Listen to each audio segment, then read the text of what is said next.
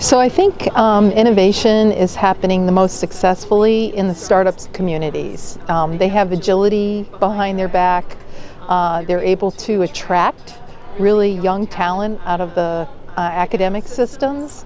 And they actually can see the lens better through the eyes of the consumer and what's happening across a global situation. I also think they're socially engaged.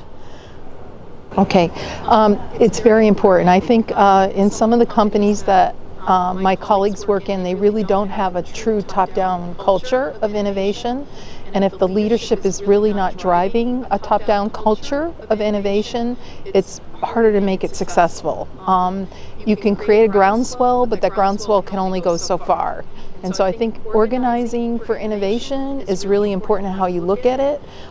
It should be from a top-down perspective, and it should be organized with a leadership culture in mind that's running that innovation organization. So a lot. I've been doing it for over 8 years. I would say first when I went into innovation, I was a newbie, kind of tapped on the back to jump into the role. And we did our training at the Kellogg School, and I worked with a mentor basically to help me move things along that came out of the 3M environment. Coming from Xerox, which has a heavy R&D, but it wasn't so much from the business sense an innovation-driven culture. It was interesting melding those two together. We started a lot on the cost containment side, so bottom line savings, but then we shifted pretty quickly within 2 years to top line growth. And I think innovation has gotten more of a groundswell now. So you see companies adopting innovation leadership roles. As a matter of fact, if you look at jobs boards, I am amazed at the number of COI or CIO jobs that are out there right now seeking innovation leadership. And I think it's important. It's important to a growth of a company. So it's exciting times for people in innovation. So having done this for 8 years, I think there's some interesting things as I look at my past. Big corporations need to have a more futuristic lens on what's happening in industry, in the world, in automation, and take it more seriously. I think sometimes we tend to take a laid-back approach, thinking things are only 10 to 15 years out when they might be 3 to 5 years. And that could really disrupt a lot of corporations in the future. Especially, I believe, as machine learning and quantum computing start to take hold and we see more analytics happening and changing the dynamics of what we introduce as new products and services in this world. So it's exciting times. The other thing I would say, if you're in a big corporation and you're doing innovation, it's very important to have a good organizational structure.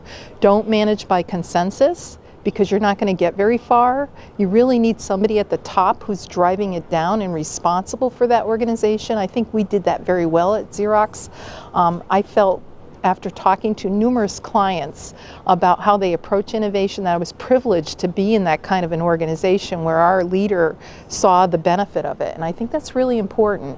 And then the last thing, I think that, organizations they tend to take their pipeline and say, okay, we're going to do a third of new startup work, we're going to put a third into prototype, and we're going to put a third into commercialization.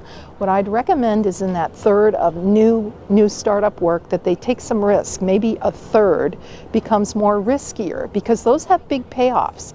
And what I've learned from my 8 years is that sometimes we don't want to take that risk. And then you look down the line and you see that there's somebody else who's innovated and done something very profitable for top line growth in that area.